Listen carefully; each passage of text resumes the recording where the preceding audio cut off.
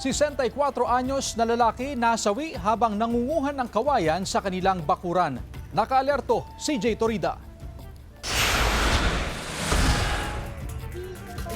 Sa cellphone video na ito, makikita ang biktima na sumabit sa gitna ng mga kawayan sa isang bakuran sa barangay Sagud Balay, San Fabian, Pangasinan. Nadiskubre ang bangkay bandang alas 9 ng umaga noong linggo.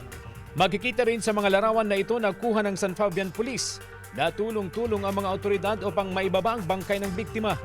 Gumamit pa ng hagdan at tali ang mga otoridad. Kinilala ang biktima na isang 64 anyos na lalaki, residente ng nasabing barangay. Sa investigasyon ng pulisya, bandang alauna ng hapon noong Sabado, nangunguha raw ng kawayan ng biktima sa kanilang bakuran nang biglang hindi na mahanap ng kanyang mga kaanak.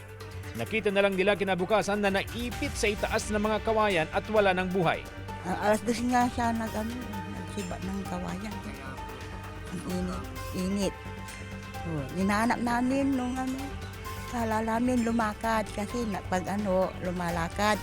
Nakita nila doon sa taas ng puno ng kawayan, parang wala ng buhay kaya tumawag agad dito sa police at yun, agad nating nirespondihan kasama yung mga BFP at niretrieve natin yung tao. Nung binaba nila yung bangkay, wala na siyang buhay. Walang palatandaan ng foul play sa insidente base sa investigasyon ng PNP. Sa panayam ng GMA Regional TV 1 North Central Luzon sa kaanak, may karamdaman sa puso ang biktima na posibleng sanhi ng kanyang pagkamatay. Kasama si Daryl Peralta, CJ Torida, 1 North Central Luzon.